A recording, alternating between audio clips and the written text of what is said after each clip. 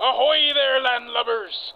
Whispers in the Sea is an actual play series drawing elements from stories of fantasy horror, political drama, and swashbuckling action and adventure pirate stories. As such, a list of content warnings will always be made available in the description. How was the excursion? We got the thing that leads to the next thing. We got taken out by a bunch of rataseals at one point, so if you see anything or feel anything snickering around, let me know. Dreadful things. I wouldn't want them aboard, but such is the reality of being at sea. I imagine it might be particularly uncomfortable for you to have some kind of pest. Oh, I've got pests all around me. Katerina, you are in grave danger. Or were before. I guess I have a question. Did it happen to involve Felix? I don't know of Felix's involvement. All I saw was your dismembered head in a black abyss. That sure is something. You're telling me? Eldoris, as you fly down here and you see Thorin and Brynn are talking. And Katerina. You can see that they are talking to someone. But for some reason, you can't make out any detail of who this person is. That's enough. And just takes her fist and slams her hand into her own chest. And you hear a crack and snap as two holes open up in the deck and Avery and Felix fall through. You know, most people just come and find someone when they want to talk to them. What the hell, Brynn? Well, for one, I work for the Sparrows. Felix, what are these sparrows? Assassins. They hired me to kill Katerina. Yes. And they do not take kindly to unfulfilled contracts. So I had to get creative. Head falls in the middle of the circle. Head falls in the circle. And Felix goes yeah, like that. Explain the powers that be behind it. It's quite a craft. He's a spirit of some sort of presence, something old. I'm scared. I know he's listening to this. I know he's hearing everything I'm saying, everything he probably doesn't want me to say. And he is always here. Next time he comes knocking, you tell him that I'd love for the three of us to have a chat. Also, love to offer any services in that case. I see cats out of the bag. Felix has spilled his guts to all of you. A wonderful assassin. I'm sure you're all wondering why I've gathered you here today. We're not working together. If you ever want that, then we're going to have to learn more about each other. That's how this works. That's just reason. I was here before the cathedral, and I'll be here long after. Then what use have you of my knowledge? You believe Felix is the only one whom I have communed with? If I accept this deal, what does it look like for me? You have a name, and you lose a piece of meteorite.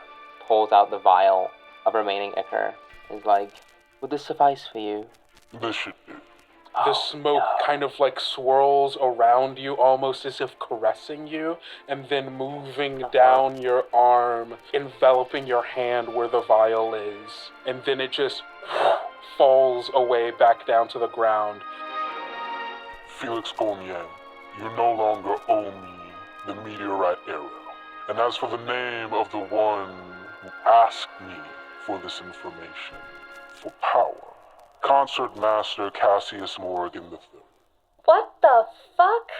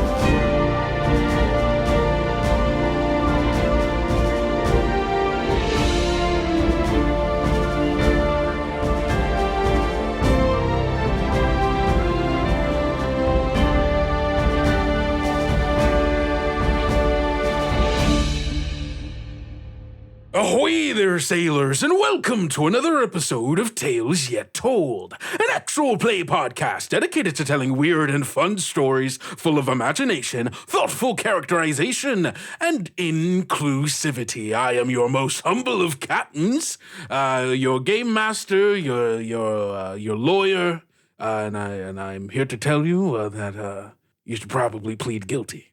This case is fucked. Your case is fucked. They've got everything on you. Oh, no. But in the meantime, you can call me Kendrick or Kendo, whichever you prefer, because I be using them they, he pronouns. And with me today are the saltiest sea dogs this side of Caladora. Gus. Yeah. I'm Gus. I use he, him pronouns. I will be playing Felix, the one you all know and love. This is in and out of universe, but does anyone love Felix, actually? I don't know. I love Felix. Yeah, Felix is dope. Yeah, he's a good boy. And Thorin literally just said that he genuinely does care and love Felix at the end of the last episode, so... You say you love him, but do you really know him? I mean... That's so true. That's so true. So true, right? How much can one really know a person? I love Felix the way I love big train derailments. Where you just can't take your eyes away from him. You know who else I can't take my eyes away from? Hilda. No, well, that was weird. Wow. Yeah. You know what? I'm rocking and rolling with it. Rock and roll, rock with it. That's fine. All I right. was right here, but whatever. Oh no, I've stepped in a bit of a puddle. Rip. That's me. I'm Hilda. I use she, her pronouns. I will be playing Avery, per usual, who uses he, him pronouns and is a good boy. Yes. You know who else is a good boy? Ellis. I don't know about that. But my name is Ellis. I use they, them pronouns. I will be portraying Thorin and Eldoris, who use he, him pronouns and she, her pronouns, respectively. Amazing. Well, you know who else uses she, her pronouns? Wait. Yeah, she, her pronouns, respectively. Respectively, yeah. Marceline. I'm Beverly Skronk Douglas, attorney at law. Is this you preparing for speculation in the saloon? You got yourself in a case, and I got the combination. Don't you mind me? I'm playing Brynn, and she's a little ghost. You're so right. Well, thanks for that, Bethany Skronk Douglas. That was Bethany. Bethany, of course. I'm sorry. Come on, Gus, get it right. This is another episode of Whispers in the Sea. Our campaign at this point, it's not a mini arc. I lied at the start of this, as I often do, I guess. This is our pirate campaign where we are playing Rapscallion, the TTRPG by Whistler. We're still playing the Ashcan edition, but you can find the quick start somewhere over on Magpie's website. It's a good game, and we would be playing the quick start, but we started with the Ashcan, so you gotta wait for season 2, by which point the full game's probably out by now. What is an Ashcan? An Ashcan is at a very early stage of a game that has its bare minimum like mechanics and stuff you need to play, and it's just a good way to format the game, get it out so that people can play it, do some play testing on it. It's the bones. Yeah, it's the bones, the foundation of it. This was learning time on Tales Yet Told. We love good game, Bones. My brain's fucking getting so big nowadays. That's crazy. We can fit so many tales in there. We're gonna fit tales in your brain now. Yep. But first, the waves.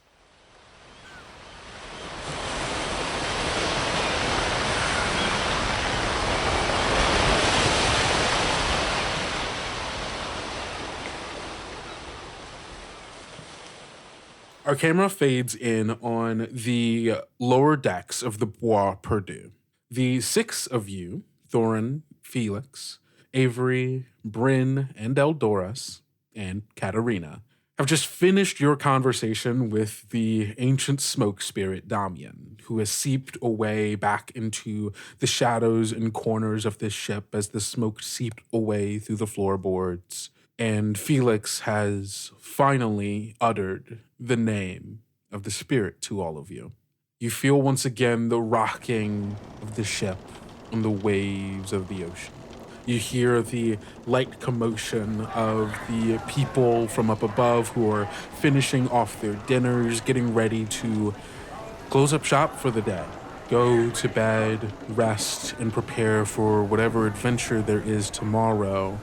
But for all of you, this stillness feels a lot more than just the preparation for the adventure tomorrow, but perhaps the opening of a much larger book full of a lot more secrets and machinations of people far more powerful than you could have ever imagined, and a lot more entangled into your messes than you could have imagined. What's going on through everybody's heads right now as you all sit here in the kind of stillness of the aftermath of the conversation? I think Avery is still a little bit in shock, having heard his father's name uttered by this smoke demon, and finding out that his father has been in cahoots with said smoke demon. Mm-hmm. It's simultaneously shocking and unsurprising. You know, that strange dichotomy of like, of course they did, but also like, I can't fucking believe they did that. Yeah. So yeah, just still kind of wrapping my head around the information that I've gotten and deciding what I'm supposed to do with it. Understood. Thorin mentioned casually after the reveal that Damian was working with Cassius Morrigan that, he had heard some rotten things. But Thorin knows that he has done more than just hear terrible things. He's seen them, felt them, and as brave of a face as he's trying to put on, he looks petrified. And he looks over at Avery with this gentleness as terror also just vibrates through his core. Mm-hmm. Felix? Felix is also kind of in a state of shock. Not really shock, but more he's kind of exhausted in the way one would be just from a day that has been so incredibly stressful. It's taken a lot out of him. He wasn't sure if he was gonna like see all of his crewmates, die or something, or he didn't know what to expect at any moment. And coming down from that is quite the ordeal. And Brynn, how are you feeling right about now?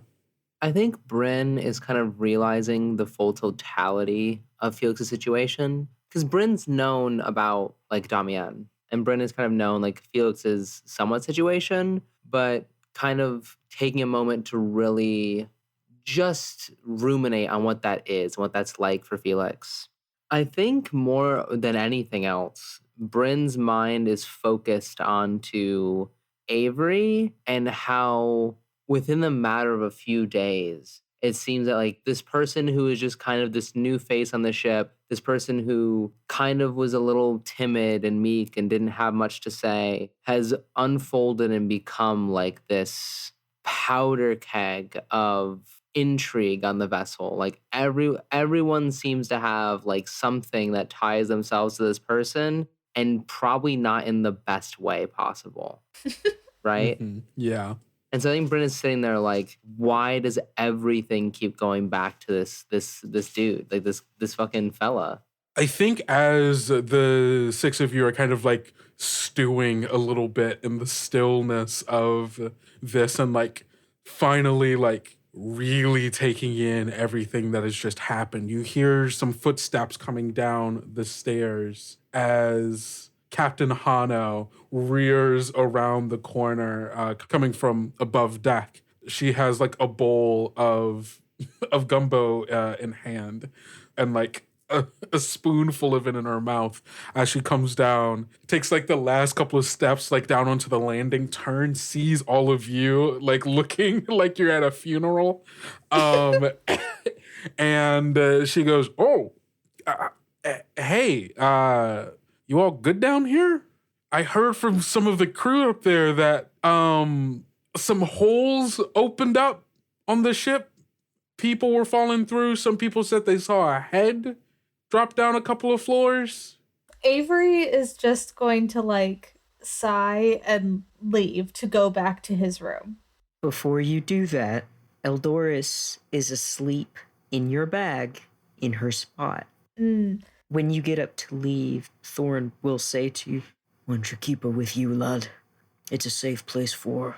Avery completely forgot that Eldoris was in his bag, to be honest. Probably just grabbed it and was like, "Oh yeah." That also works. And will more gently put it over his shoulder and just give Thorin a nod and will, start exiting, going back to his room.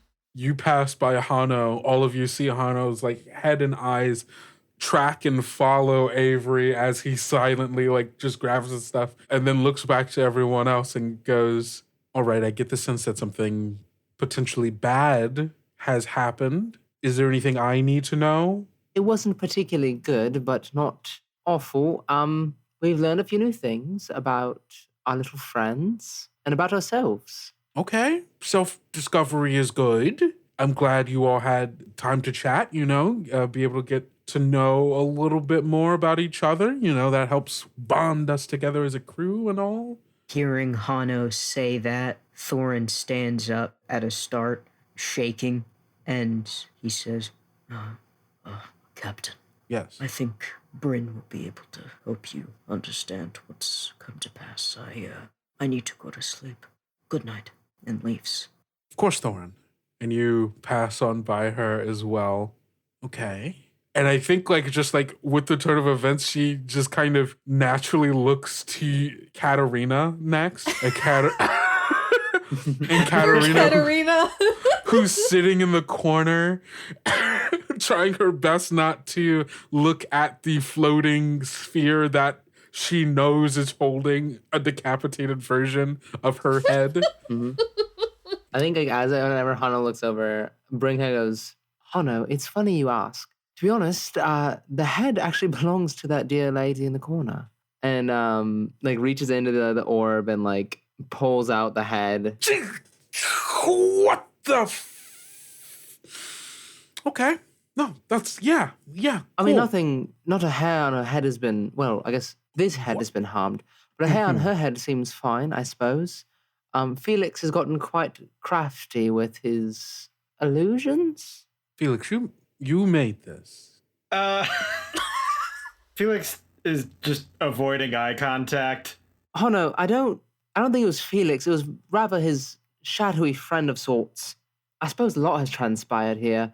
I think it's best we all go to bed. Really? Okay. Okay, yeah, no, that makes sense. Sure. Okay. I think Brynn kind of starts standing up and starts kind of claps her hands together, dusting them off, and all the sigils kind of dissipate and go away, the fuchsia and teal that was in the room dissipates and kind of walks towards Hano's I suppose we'll be tip top in the morning, yeah? And kind of pats Hano on the shoulder, then floats up through the floorboards and back up to the crow's nest. What do you do with the head? Leaves it. It's sitting there. You just dropped it. Yeah. Yeah. I mean, Felix still needs the head, right? Yeah. So it's just on the floor. It's still it's there. in there for you to. Okay, yeah. I just love that this interaction was just Brynn was like, "Hey, look at this head," and then and then just dropped it. The very logical response was, "All right, tell me about the head." And Brynn was like, "I don't want to talk about the head. I'm tired." Sleep on it. And you float up, leaving Katarina and Felix in this room with Captain Hano. As Captain Hano just kind of stares blankly at the decapitated head at her feet. I think Felix just picks up the head and walks away. You walk up the stairs, leaving Captain Hano and Katerina here on the bottom of the ship. And I think our camera stays here for a second as Hano is still staring in the space where the head was. Yeah. And Katerina's still sitting in the corner where she was. And after a beat, our camera sees Captain Hano just look over towards Katerina and go, well, get some rest. Big day tomorrow. Takes a bite of gumbo and walks upstairs. I love the aura of like everyone just being like, yeah, you had to be there. Just like, we gotta go. We gotta go. And our camera stays in the room for a moment, watching Katerina, who's sitting on a crate in the dark, as the camera slowly zooms in on her face, twisted in confusion, in disgust still at like the image of her own rotting head, and this deep sense of, it's not fear. She's not like, there is no like, I think of fear as being like something that generally like has like, you know, a source, right? There is a thing that you are afraid of, and that is like, you know, that's where that is coming from. It's not fear necessarily. It's almost like Foreboding? This dread. Yeah, it's like this foreboding dread of like, there is so much happening, so much I don't understand. And now I'm tied up in all of this. And as our camera gets closer and closer to that pained face, we get a match cut to Felix holding the decapitated head. As like, are you hiding it as you're walking up the stairs, like to your bunk, Felix, or like half hiding it, like kind of like the to the point where like if someone was really like, ooh, I want to see what Felix is carrying. You know, everyone's talking about, you know, yeah, did you see that head? And then some people are being like, yeah, I think Felix has the head. I thought I saw Felix carrying the head. Not really sure. Yeah. So as you walk up to the crew quarters where your bunk is, describe to us how Felix prepares for this ritual. As also other people are also in here getting ready for bed. Some people have already gone to bed, but everyone sees you walk in here carrying this head. I think Felix just finds like a cloth of some kind and just hastily just kind of wraps the head in the cloth. Mm-hmm. And he takes it and he lies down and he's going to sleep. If anyone is you know, staring at him, they are. He is paying. Yeah, he's paying them no mind. If anyone like says anything to them, I think he just glares. Mm-hmm. He is fully communicating like, I am not here to talk about this right now. Yeah, 100%. And people stay out of your way. You have shown yourself enough to be a person that people don't really ask questions. Disturbing things may happen around you, and it's just best to let it happen, I guess. You're definitely getting a lot more stares than you were before, though. As you wrap the head up, throw your blanket over you, lay down, and like, you hear the whispers. People are not subtle about it. Yeah. But eventually the whispers fade. People slowly get into their nighttime routines. And Felix, you find yourself asleep. And you dream that night. You dream of a forest, dark and foreboding. Fog clinging to the grass. All around you are the chirps, and the whistle, and the flapping of wings of 1,000 birds. Unseen, but very much heard. You're standing here in this forest. A path in front of you as this fog splits almost unnaturally, carving a path through the forest and forward. As you follow this path through this dark wood, you find yourself upon a clearing where the fog, clinging to the ground, encircles a plot of land where no grass grows, but sticks, twigs, branches, and leaves that have fallen from trees, been gathered and collected, create a floor on the forest ground in front of you. And far ahead, along this strangely, almost nest-like paving of this path, there is a set of stairs, similarly made out of this twig work construction, leading up to a giant nest, overlooking a cliff into a void of fog, where far, far away, past the cliff, a spire of dark stone stands tall in the fog, and atop that, a second nest, whereupon you see the silhouette of a humongous bird, the size of 10 ships, eyes gleaming an unseen light, staring down to where you are. And here, upon the altar of Mother Grey-Eye, is where you know you must place your trophy. In your hands is the head of Katarina. What do you do? He's done this before. I think we talked about it's a trophy of some kind. It doesn't have to be, a body part, and that's not typically what he goes for. Yeah. And, he's done this before. I think other than maybe his very first time, he has never done this with such trepidation. Mm-hmm. He's not certain that Damian's, magic is going to be convincing. But he doesn't really have much of a choice.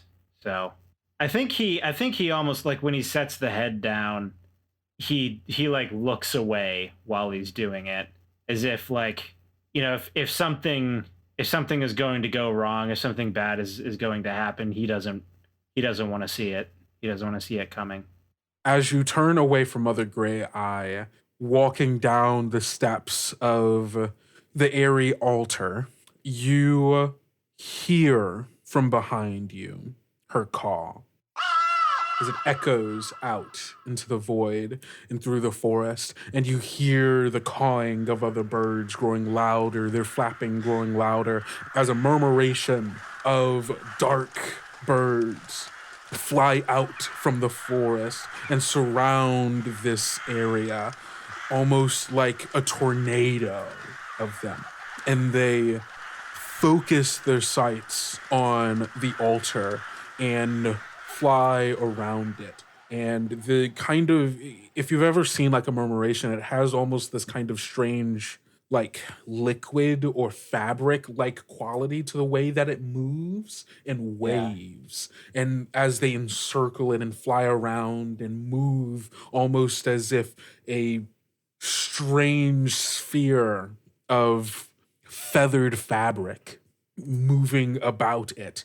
You can hear the sounds, though you do not see it.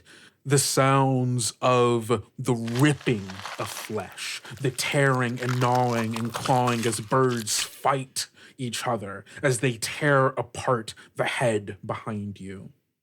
You do not see the gore, but as some of them fly away, you see flecks of blood being splattered against the wood below you, as bits and pieces fall out of their claws and beaks as they fly away.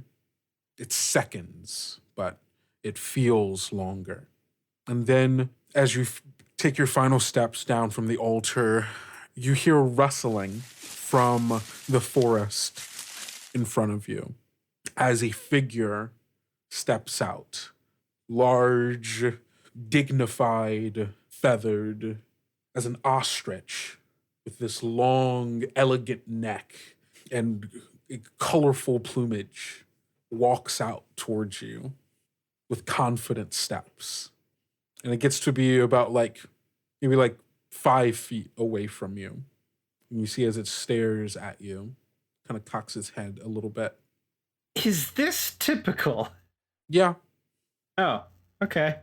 As you kind of stand there and it like stares at you for a second, you just hear as like you can see the bulge in its neck as it's trying to gag up something.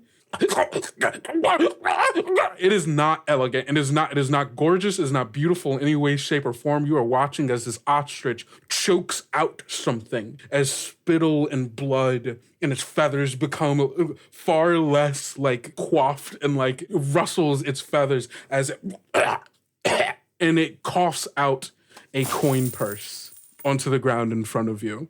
It takes a moment, shakes its feathers, kind of grooms itself a little bit, and then turns around and walks back into the forest. Felix picks up the coin purse and I feel like maybe brushes some stomach slime off of it. You've just received 4 guild. Okay. For successfully completing and somewhat discreetly, as in there's not been like a lot of word about this like murder having happened, you know. Yeah. So you've successfully done it. I feel like Felix has a lot of money. Yeah, he does. I'm at 9 guild. Yeah, you are. You got a lot of money. That's cool. Yeah. I should spend it. As you stand there holding your money, you wake up, and it's morning, everyone, here on the Bois Perdu. Yippee! Can I say that the cloth that Felix had wrapped the head in is now like in place of the head is the coin purse? Oh yeah. 100%. That's what happens. Yeah. I think as Felix is waking up, if there's someone like staring at him and he just like holds up the cloth and then unwraps it. 100%. There's someone who's like sharing like the bunk that's like parallel to yours, like a couple of feet away, who like they've been awake for like a little bit and have just been like staring at you, being like, "What the fuck is he doing with his head?" And then you like unravel it, revealing money in like a coin purse. And their eyes just grow wide, and they're like, "What the fuck?"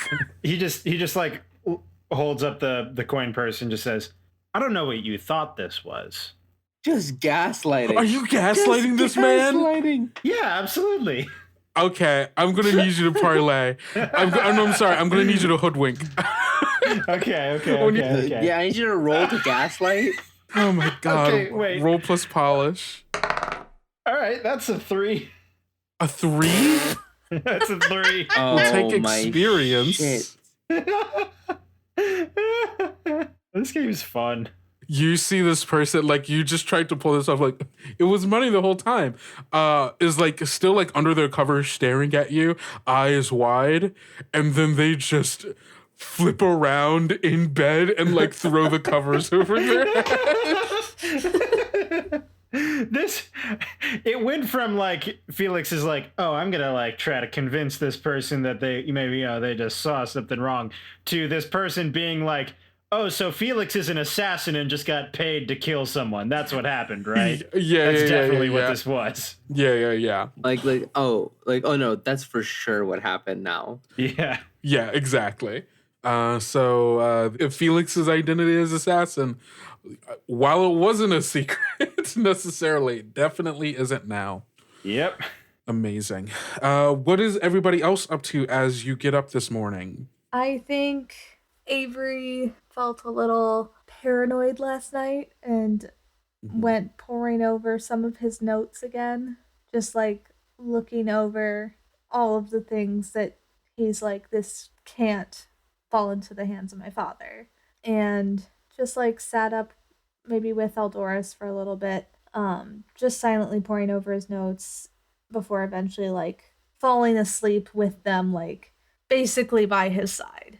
Like in a very protective stance with them. So in the morning probably like wakes up with his face like on one of his notebooks and like has to peel it off of his face and like gather himself.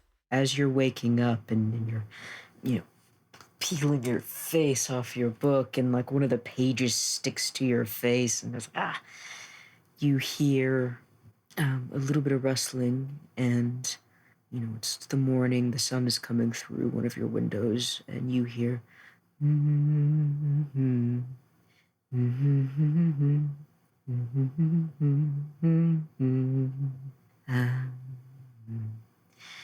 just Eldoris humming to herself. And when you look over at her, somehow this bird has prepared tea, and there's a couple of it's kind of like a oatmeal loaf kind of thing, like a sweet morning, almost like a breakfast bar made out of oatmeal, and she's put one out for you that she's kept away, but she wants you to have this morning because you stayed up so late. And she sees that you've woken up. She says, "Oh, hello. I've made a spot of tea, and Oh, Doris, you didn't have to do that. well, you see, I wanted to, and that's it." Well, thank you very much. I take the tea and I sip it and dip some of the little breakfast bar into it. I offer half of it back to Eldoris. I don't need the whole thing. It's so lovely. I'll only take a quarter. I'm very small. Okay, so I split it again and give her a quarter. And then just generally kind of tidy up the room. And while I'm doing that, I'll just look over at Eldoris and I'll say, "What do you think's gonna happen today?" I don't know. I heard a little bit of,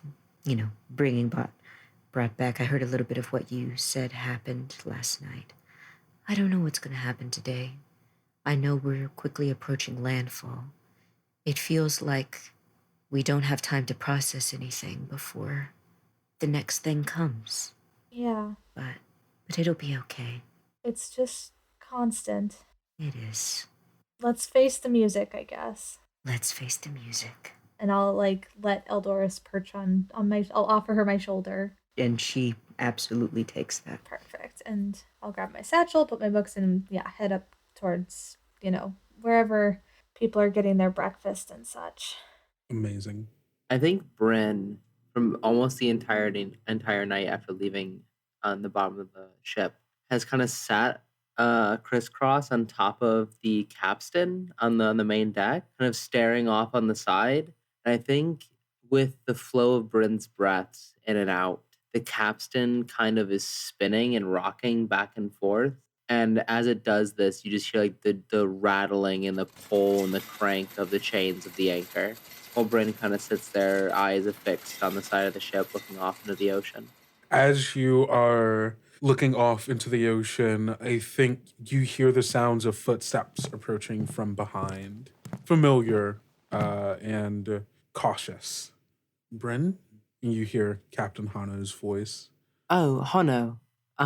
Sorry, I've been a little lost at the waves are gorgeous this morning. A bit brighter than usual." That they are. You see that she has also a cup of tea.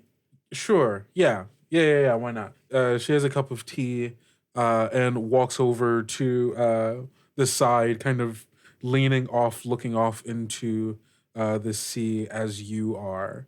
On the other side of the ship, like in the opposite direction that you all are looking in, is the island. You all are basically here, right? You all are just off of the coast of it, probably like a couple 100 yards away, a good distance from it, but like not that far.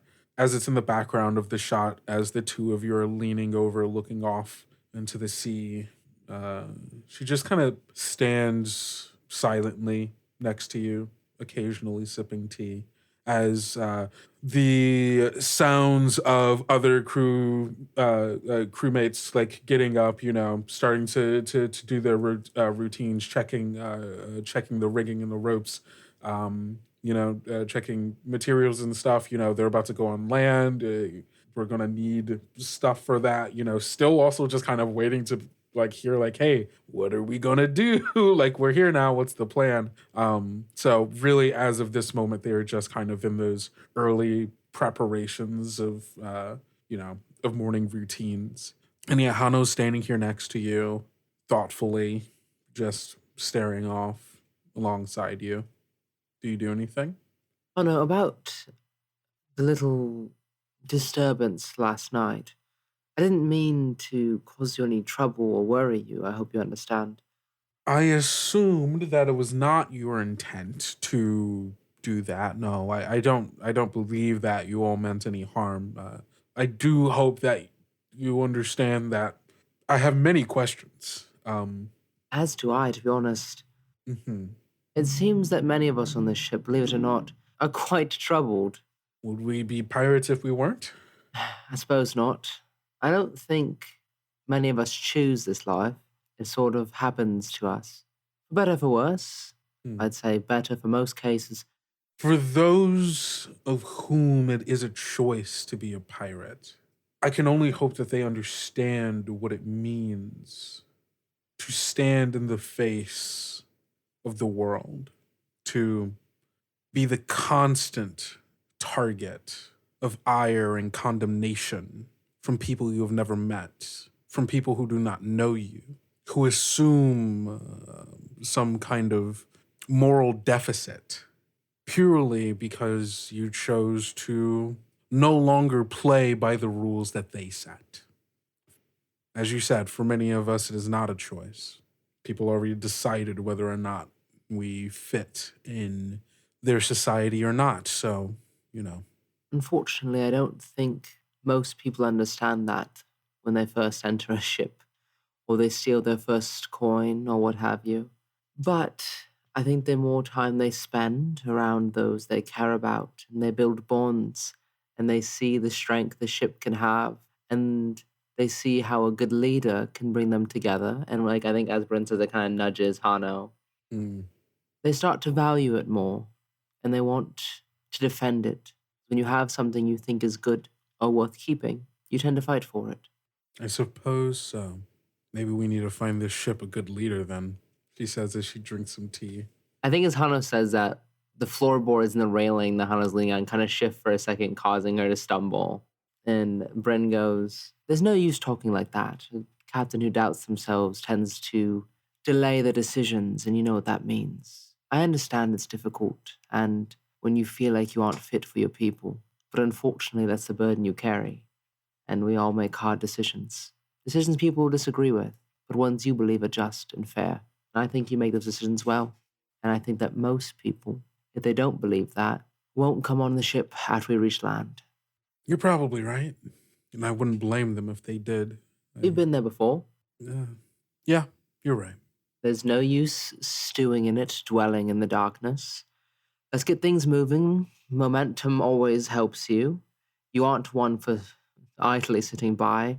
Doesn't do your mind very good. And I think Brynn kind of like, as saying that, like kind of like points an index finger at Hano's like forehead and kind of pats it on the back and starts walking like towards like the where like the crew's kind of gathering. You're probably heading back up towards the helm. That's usually where like you, Captain Hano, and Fontaneva stand when like giving off announcements and that kind of thing. And Hano takes a second before finally heading up and joining you as well. As everybody's starting to make their way up to the ship, Thorin, what are you doing as you get up this morning? It's very, very early in the morning. Maybe before some of this other stuff has happened, but I'll quickly get us back to our current timestamp. Thorin's been swimming. Ship has to move pretty slow at night as everyone's kind of... Thorin went out for a long, long swim. And he's just come up. His legs are... they're like jello. He wishes he could have stayed longer, but he knows he has to keep moving forward.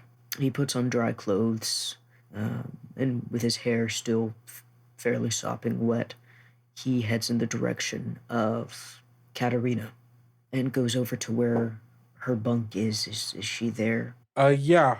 You see early this morning, she is still getting ready to, head up with everyone else. I think you are noticing that people are kind of giving her a bit of a wide berth as they pass by. Not to say that she was always the most, like, talkative person with like a bunch of friends or anything like that, but there's definitely a noticeable, like, people avoiding her as she kind of sits here alone, people kind of talking amongst themselves, putting their clothes on, and like you see eyes as people look over their shoulders, whispers amongst the ship, that sort of deal. Thorin comes up to her while still giving her some space, just so she's not spooked by him.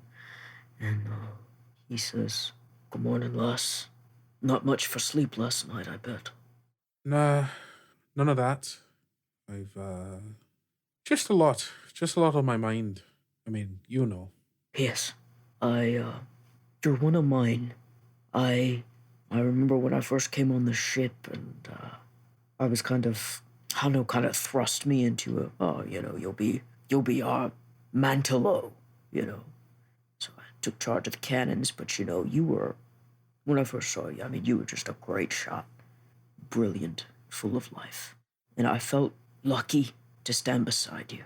So when I say you're one of mine, what I mean is that, love, you've been put in a terrible situation. Things were done in ways that I wish your privacy had maybe been protected a little better. But also, I need to ask you something right now. What's your name? Katarina? No less. We're gonna need to find you a new identity. Probably look into some magics that'll adjust your appearance. It won't be immediate, and right now you can still be Katarina while you're on the ship. But I needed to come here and make sure that you know that even if this is gotten away with, even if we get away with this, rather, Lass, you're still in a lot of danger. And I want you to know that you have someone. I will help you. I have helped people change identities in the past in more ways than one. And if you need an ear, if you need help, you come knock on that broom closet anytime you want. You see, this entire time she's kind of been choking back a lot of emotion right now, as she's just kind of like gritting her teeth and like nodding as you're speaking. At the end of what he says, he saying that, he's there for her. He kind of opens his arms, kind of inviting a hug if she wanted to. She sits there, she nods for a bit, and then slowly you start to see the emotions begin to bubble over a little bit. And she like stands up with a start and just like deep, deep hug. Kind of like burying her head into like the nook of the crook of your neck a little bit, and you can just like you feel the wetness first, and then like you start to hear like the sobbing as like she clenches the back of your shirt and like into like a tight grip, and like she feels like she will never let go. And Thorin holds her tight and says, "It's okay. It's gonna be okay, Lass. We'll figure this out." And once we've had that, there's kind of you've had that emotional thing, and you kind of stand back from each other and you go, well, fucking allergies, man. Weird. Who would have known who would have thought you could have allergies on a ship? There are no fucking plants around here. Must be the island. I don't know. Must be the island. Gosh, maybe it's Johan's cooking with a different spice. I don't know. It could be that. I heard he was Could be that. using white pepper for the other one. His stuff gets in your eyes and your nose, Rotten, and it's all rotten. I'll see to that. I'm just gonna get dressed real quick. I'll see you up top. Absolutely. I'll be standing somewhere in the back if you need somewhere to. Hey, if I see you, sure, yeah. All right, lass. Take care, love. You too, Thorin. Thorin turns tail, and here's Hano kind of doing the all right, and the rigmarole and everything, and we see Thorin kind of stop in he's left the room and everything and he's in kind of this corridor that's kind of this liminal space between where he just was and all the commotion and where it's going. And he takes a breath. He's okay. And he walks up confidently and says, "Hey, lasses, good morning. How are we doing?" Thorin, you're getting all of these, yeah. back pats and handshakes, fist bumps on the whole 9 yards as everyone is up here and preparing for the thing. Captain Hano is standing up on the up by the railing with Brynn and Fontaneva by her side as everyone is finally filing in, getting ready for the morning announcements. All right, everyone. Good morning, good morning, good morning. I know yesterday was a lot. Bit of a commotion last night. Things were being taken care of. I know there's a lot of talk about holes opening up on the ship, heads, all of this stuff. I understand. It's a lot of strange, magical things happening. But that is because we are going after a strange and magical treasure, which is right over there, and points off to the island. Fontaneva gives like a kind of like weak clap. She like And MC'd Thorin an tries event. to as well to kind of encourage everyone. Give me just like a polish roll really quick to see if you can get Okay. if you can get everybody clapping, or at least more people clapping. 9. Okay, yeah. It's not Actually, I have rank with Hano. So Oh yeah. 10. Oh yeah, you do. Yeah. You can spend that rank easily. Yeah. You start up the clap and you hear other people are like, yeah, all right, yeah, we're almost done. Woo, we're close. We're getting there. And Hano like takes the rush of that applause and like feeds into that, like, yes, exactly. Everyone, I know it has been a long, long road to get here. We've been through so much. We fought the Navy. We fought the Painted Fleet. We fought the Navy again. We fought a giant sea monster. And we made it here with this. Holding up the black coin again. The key to the treasure. An ancient treasure. Something that hasn't been touched in centuries. Since before the war, the reign of monsters. Everyone, we're close. And it's right there. And Brynn, as Hano points over towards the island, you get this sense, almost like a wave moving through you. This deep emanating from the island. As you kind of turn and attune your senses to that kind of very bellowing hum, it's familiar in a way.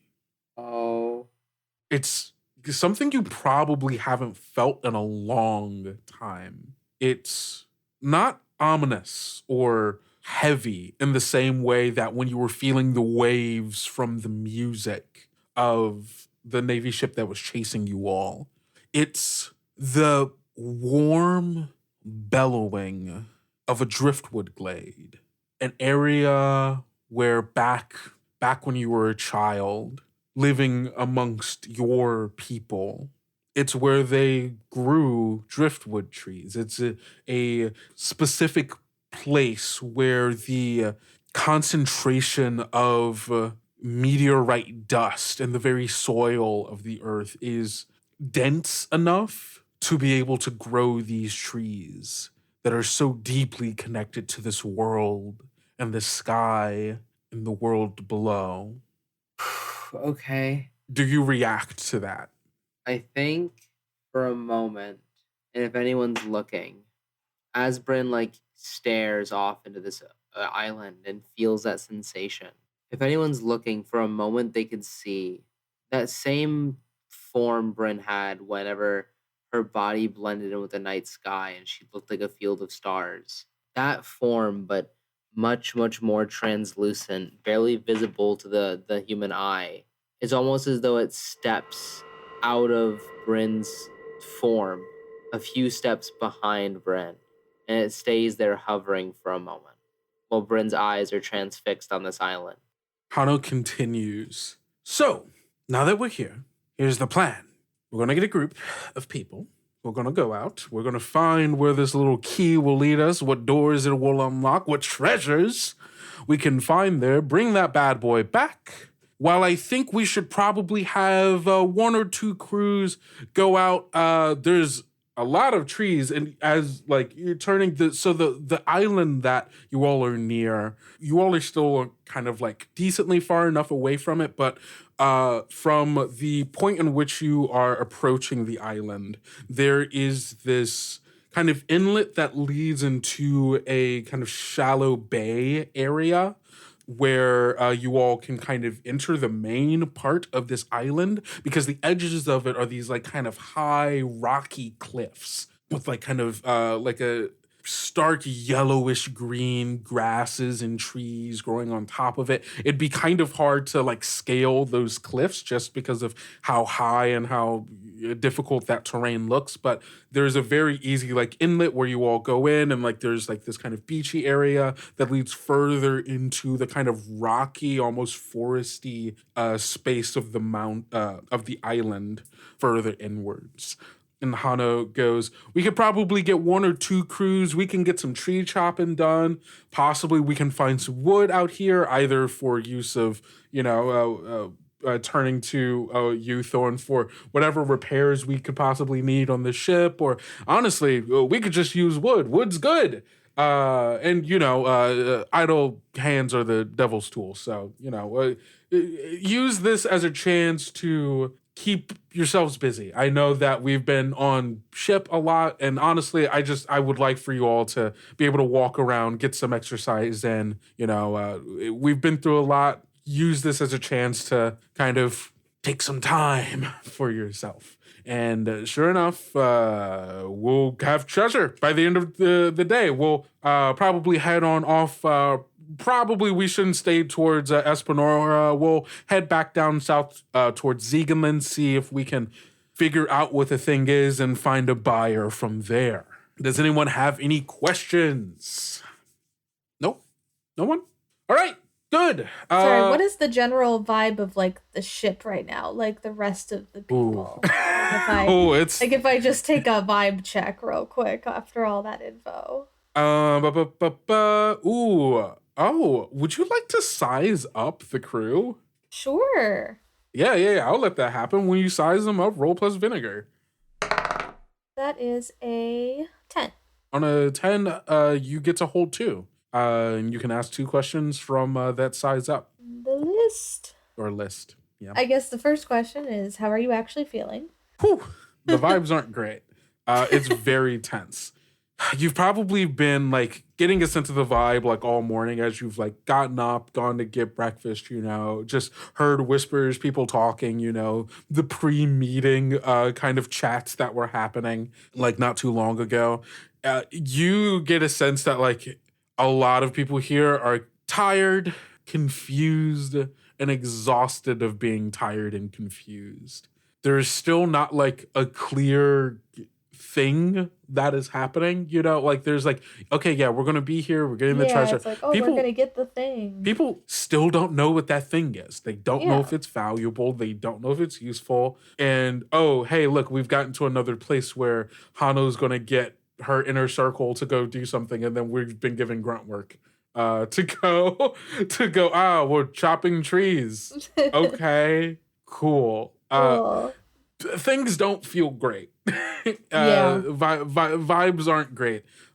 You don't get the sense of like they're about to mutiny. That you don't get the sense of that, but you definitely get the sense of a lot of people are tired, a lot of people are exhausted, a lot of people are like, yeah, let's get this fucking over with so we can get to whatever port we're going, and I will make my decision there if I come back onto the ship or not. Okay. How could I get them to trust this process? Ooh. I think you think like the thing that they want, right? The thing that they want more than anything is like assurance. And like, but that assurance can't come from like Hano's word at this point, because like, what does that mean anymore? You know, they need something physical, something tangible to be like, this was worth it. This was worth all of the work that I put into it. This was worth fighting the Navy. This was worth, you know, all of this bullshit. They need something tangible and physical to justify their reasoning of being here. Because like, if they come out of this and like, there was treasure and like they're on the come up and like, you know, you all like find a buyer and like this goes really good for everyone, then like, yeah, okay, cool. It was worth it. Great. Thank you, Hano. But like right now, it doesn't seem like that is what the outcome of this is going to be. Gotcha. So like they need tangible proof that this is actually worth the trouble that they're putting into it. Okay. I will just pocket that going forward. Yeah. All right, then Thorin, Avery, Lady Brynn, Fontaneva, and Felix. All of you, come on up here. We're gonna talk about this and figure out what the game plan is. Hi, Captain. And everybody kind of disperses, starts doing their thing, and all of you make it up to top to talk with Hano and Fontaneva. She goes, all right, this is it. Our last push. Captain, how can I support you? Well, the big thing is we need to find out exactly where this vault is. According to stories that I've heard, it's probably somewhere central to it. Central on the island, perhaps around the mountain. I imagine it's been described as a cave or a hole. Yeah. It's I feel like a mountain's a pretty good bet as far as figuring that out. Yeah, my that's as far as I've gotten on that. I don't know what we're gonna find there. Understood. I remember what you said from our conversation on the beach. I will take it in stride, whatever awaits us. Right. All right. And we hear them. Oh, hello, Thorin. Eldor, did you sleep okay? Yeah. I love you. I love you too, Eldor. And they just have a little nod moment as Eldor stays on Avery's.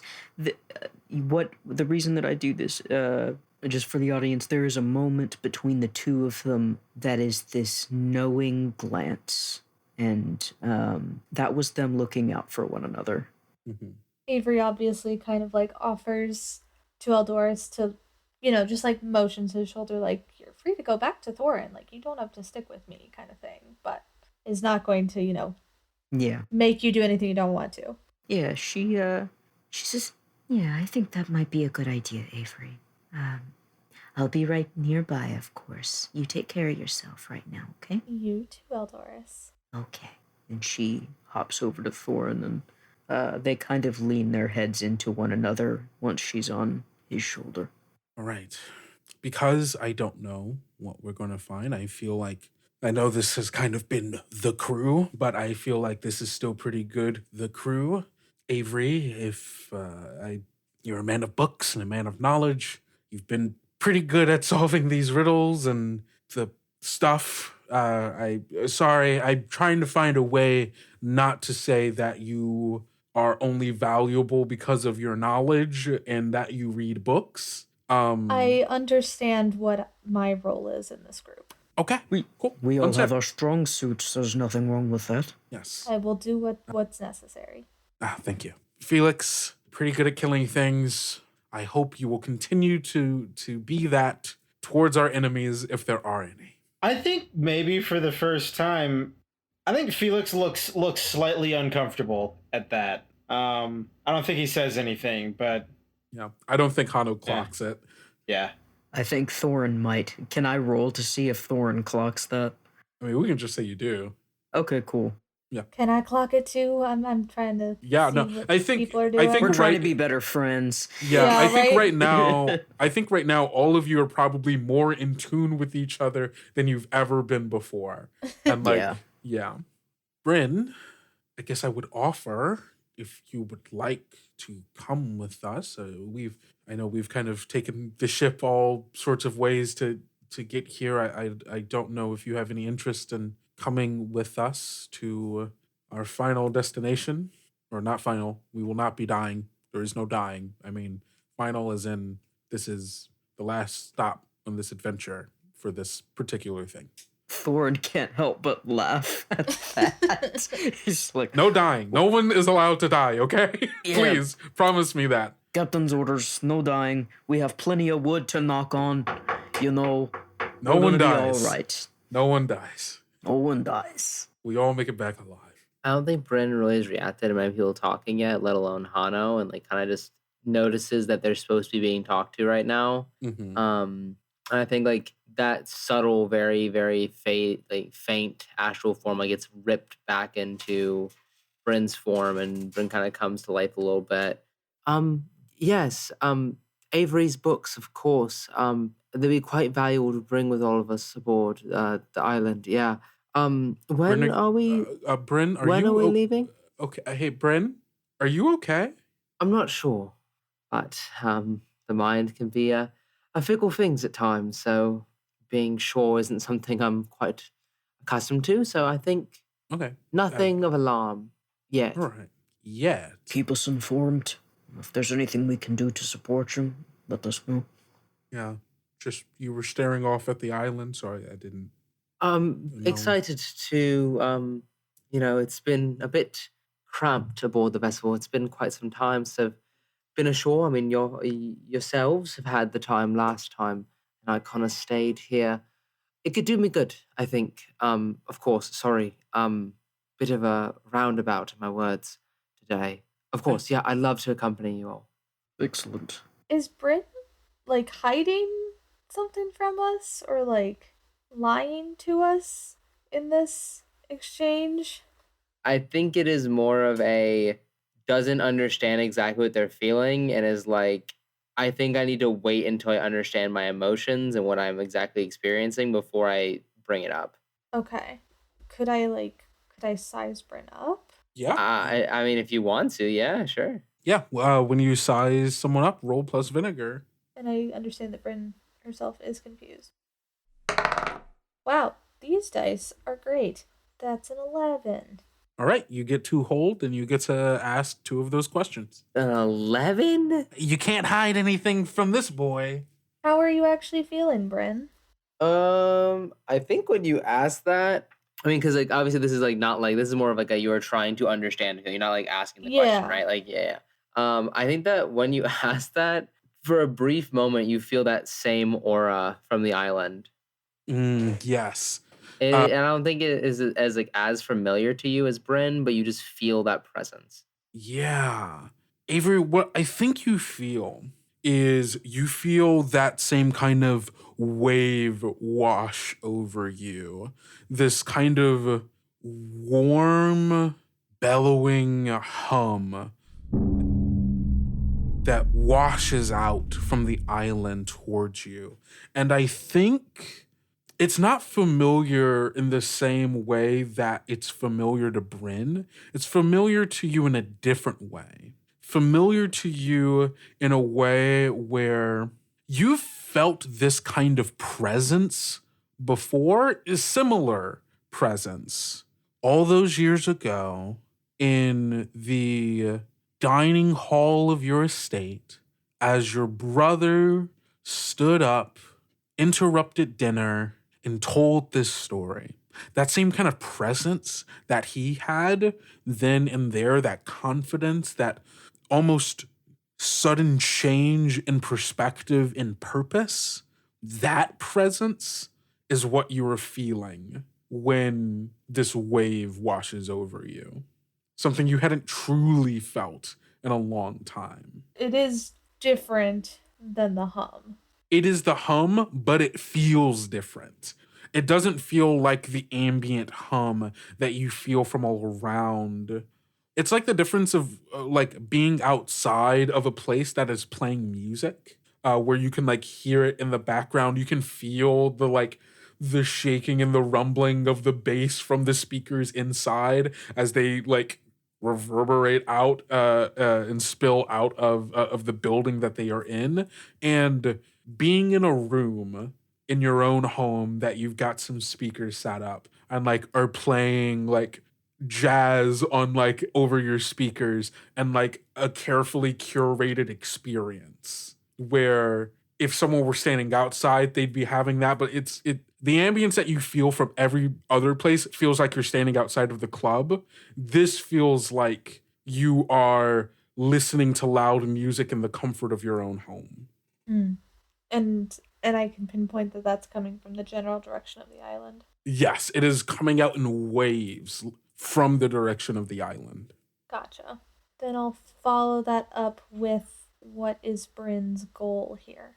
Upon questioning that and kind of like observing Brynn, for a moment, the world goes black, and around you, you see two bright glowing spheres open, like they're looking down on you and observing your every movement. You can feel them not only touching your surface, but like your insides. You feel like every part of you is being examined. And your mind feels your skull and your head and your thoughts feel warm, and you see hundreds of more pairs of these eyes open up around you, and you recognize them all to be Brynn's gaze. And you see in these pages is reflected all the writings inside of your books. And each side of each of the glowing orbs, you see different pages and scrawlings you have on the inside of your book. And your thoughts and mind begin to feel searing hot for a moment, and you return back to the ship, just looking at Brynn. To answer your question, Brynn wants to know everything that you know. Damn. Wild. Well, get in line. No, I'm kidding. Everybody wants to know what Avery knows. Apparently. The boy with the answers. To be fair, you have like the God Emperor, or like one of like the right-hand man to the God Emperor. Not the like, God Emperor, just the Empress. Just an Empress. I mean, like, I feel like it's like the vizier of the vizier of like worm tongue, like the worm tongue equivalent, like wants your book. Like one of like the most like powerful people in the world. Yeah. Wants your book. Yeah. And it's like, what the fuck? Why? Yeah, exactly.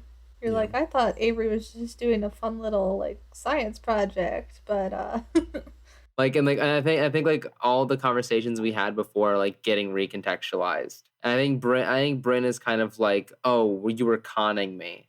Oh. Like, you knew everything all along and you're playing stupid to try and befriend me. Oh no. Interesting. Ooh, okay. Spicy. All right.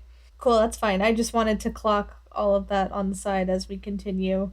As that moment passes, Hano goes, okay, well, Brynn, if you were willing to join us, you can decide on what anchor you'll be using. And how about we all meet in 10:15, get all of our stuff ready, and we can do the damn thing. One more thing, Captain. Mm-hmm. I don't know if she'd want to come, but would you mind if I invited Katerina? You see her eyes kind of go wide for a second as she just kind of quickly looks around towards Felix and then back. Yeah. If she wants to come, I would. It's only if she wants to. Yeah. If she wants to come, she may be feeling kind of isolated, and I just want to give her options. Good thought. Yes. Okay. Yeah. Okay. Thank you, Captain. Sounds good. All right. I'll see you all in 15. Yeah. I'm just gonna wander over towards like the edge of the deck and just kind of look out towards the island and like reach out for that hum again to see like. Mm-hmm. Yeah. Is it just the whole island? Like, does it seem to be coming from somewhere on the island, or is it like, and like, why do I? You are feeling this wave after wave of this warm, bellowing hum. Feeling it out from the island. And could you give me a Spitfire roll for me? Sure. That's a 5. Whoo! Okay. Okay, well, first of all, you get some experience, so there's that. Hey. With that failure, Uh-oh. I think as you are feeling that wave and you are reaching out, trying like you did yesterday alongside Brynn, focusing your hum, trying to quiet all other things, all other reverberations, all other potentials other than this. And as you feel it wash over you and your focus grows again, the hum becomes a lot more than just this feeling, this wave that's hitting you. It becomes sound. The sound of a church bell.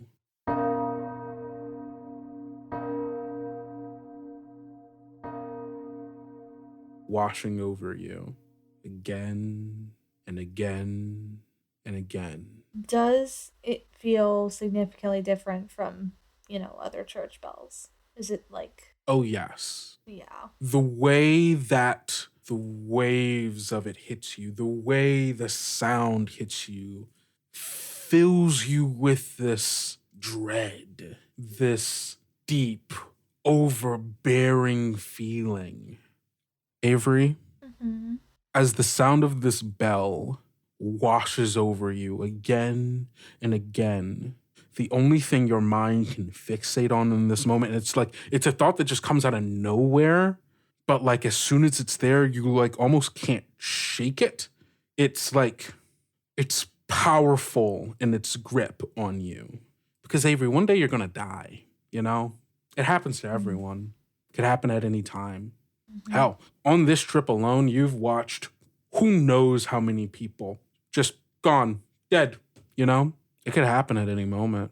It comes for all of us. And it is cold, it is uncaring of status, of gender and creed, of nationality. Everyone dies, and you will die too, probably sooner than most because you're here, right? Because you're on a ship with a bunch of pirates who, for the most part, have accepted that their lives will be constantly filled with danger as they're hunted by the law, a law in which, your brothers uphold, your father upholds, and well, the fact that you're here, they probably wouldn't care that you die, right? It's fine, right? That you die. Yeah. I'm just the fifth son. You're just the fifth son. And I'll die. And You'll die. Yeah. Okay. As I feel that like sense washing over me and that thought just like grip me in a way I haven't been gripped in a while and just fall into that deep cycle of a downward spiral of I'm going to die, it's going to happen, there's nothing I can do, and I'll die and no one will care, and there's nothing I can do. I just like kind of stare blankly out at that island and like grip the railing, trying to like master it. Yeah. I'm going to give you a weakness. This is not one that is on your list. This is one that I'm making up right now. Okay. This weakness is going to be called melancholic. You will not be able to spend bond to add to your roles or anyone else's roles until this is cleared. The clear condition for this is to have a heart-to-heart with someone about your fear of death. Okay, cool. Yeah, so I'll just hold that one in. Mm-hmm. Try to put on a brave face as we go and get ready to go on the island. 15 minutes pass. You all get your stuff. Thorin, you were able to get Katarina. Katarina agrees to come with you all. She wants to? Yeah, she agrees. Okay. You all meet up here. They have prepared you all a little rowboat for you all to get on and row up to the island. Hano makes plans with some of the other crew members. She's gotten 2 groups together of like 4 or 5 people each who will follow after all of you to go out and do some wood collecting, spend some time on the island, kind of search around, that kind of deal. You all get into the rowboats, are lowered into the water, and head out towards the island. It's not a long ride. I imagine it's a fairly quiet one. Eventually, you all make it into this shallow bay area.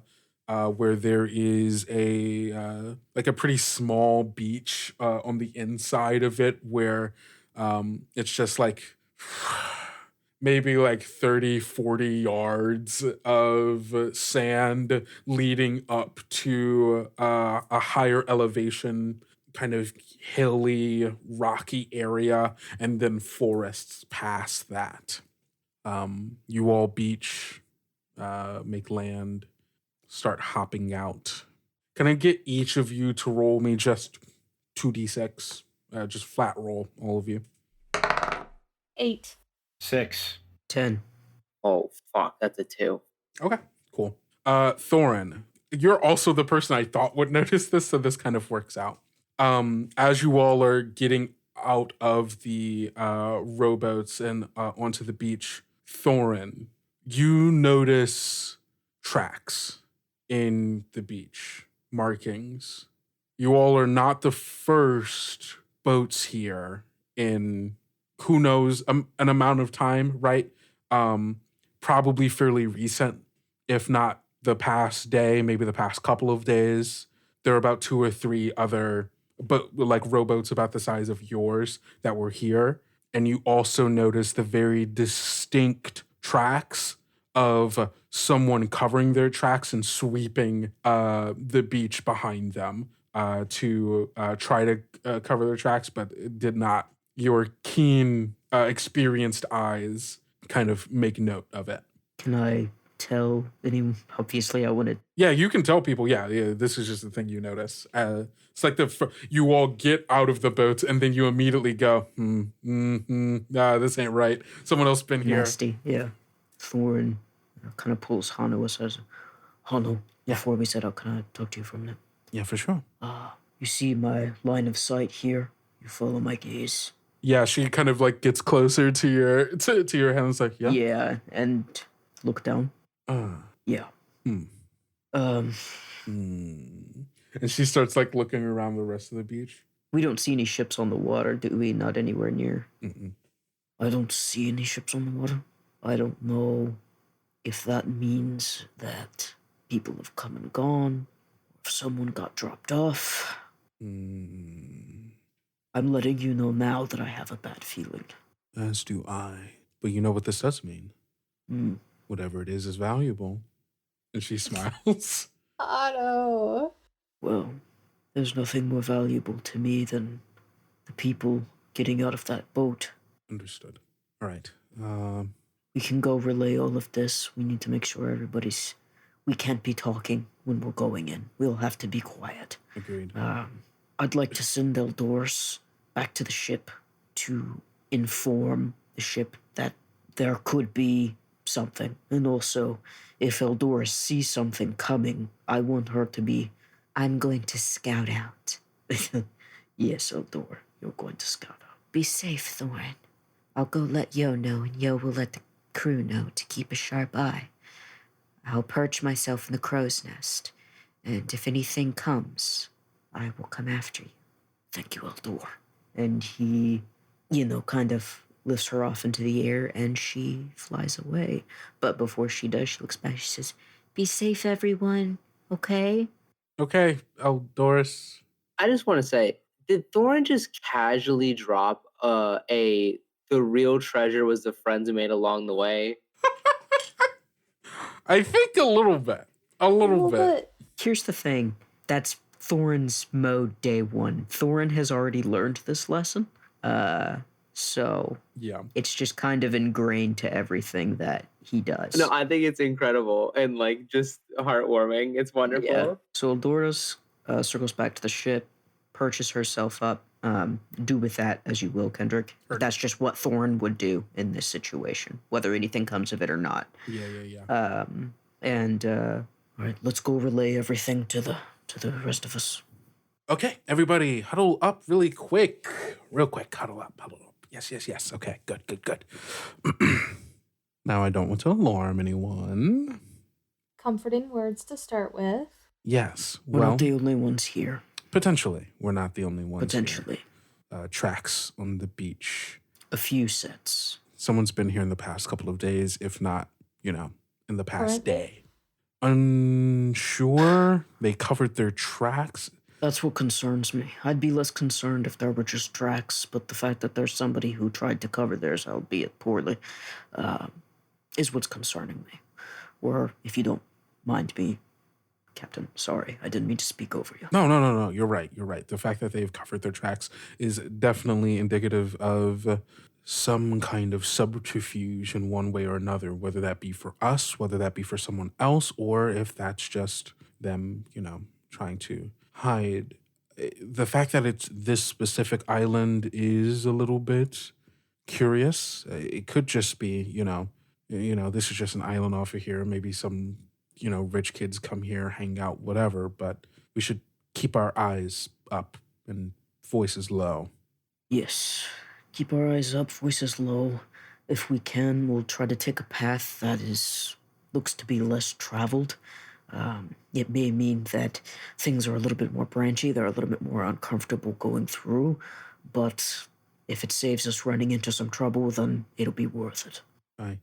Our current goal is to make it towards the mountain in the center of the island. That's probably my best guess for where we'll find the cave that supposedly this vault is dug into. So we know our direction. Let's just head for it.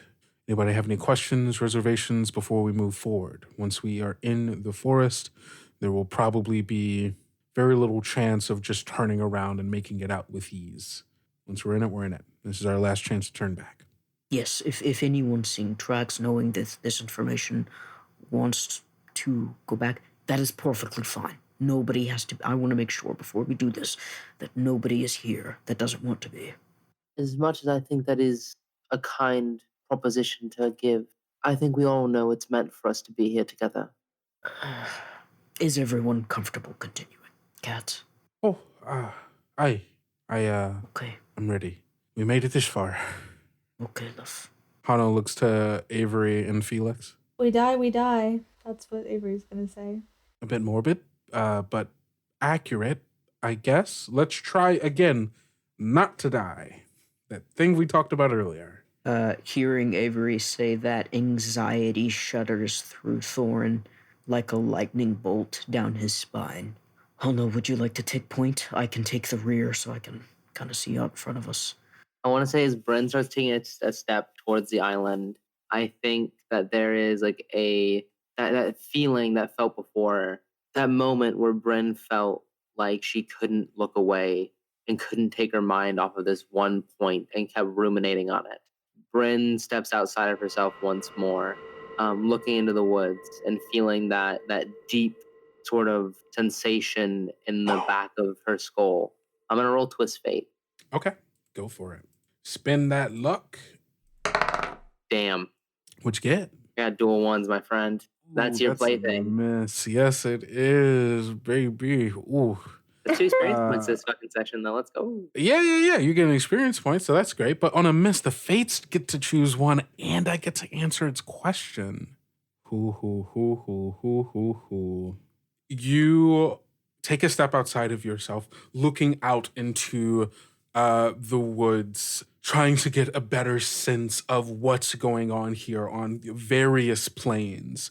And again, you feel that warm, bellowing wave wash over you. And I think you hear, it's kind of hard to tell, right? If you feel this thing or hear this thing far, far off in the direction of the mountain, where you hear very distant, Sister, you've made it. Come here, follow my voice. I think in kind of a hushed tone, Brynn says quietly aloud, "Of course, sister." And as you all begin to make your way up this beach and into the forest, our camera stays here on the beach, slowly moving in as you all disappear past the trees. And the question I chose was, you notice something overlooked in this area that might help you. What is it? And I think the thing here is that it is overlooked. You miss this thing. You don't notice it. but our camera sees, moving out of the trees, figures with eyes watching your every movement. And we see the shimmer of blue and silver in the light, and the soft rattling of ethereal chains.